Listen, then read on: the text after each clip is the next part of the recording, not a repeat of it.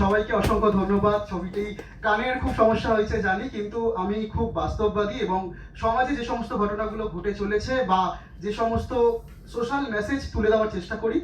আর Durgapur international film ফেস্টিভ্যালকে অসংখ্য ধন্যবাদ আমাদের এই সিন্ডিকেট ছবিটি সিলেক্ট করার জন্য।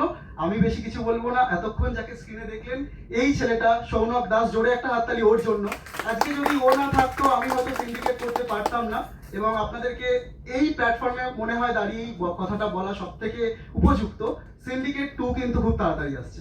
Thank you so much. সবাইকে অসংখ্য ধন্যবাদ। মাইকের সামনে বেশি কিছু বলার মতো আমার অভ্যাস নেই, তাই বলতে পারছি না। যাই হোক, সবার কেমন লাগলো সিনেমাটা দেখে একটু রিভিউ দেবেন। ওখানে আমার পুরো টিম বসে আছে, তো আমি চাইবো একবার পুরো টিমটাকে একটু এখানে আসতে, যারা যারা এখন উপস্থিত আছে। যেমন অশান্তদা, মিউজিকের টিম, ইন্দ্রজিৎ, সিয়ার আর হাইগাত। সিয়ার আর হাইগাত হচ্ছে আমার মিউজিক টিম। এখানে আছে অশান্তদা হচ্ছে আমার কো অ্যাক্টর, ইন্দ্রজিৎ আমার কো অ্যাক্টর, আরো অনেকে মিসিং আছে যারা আসতে পারেনি।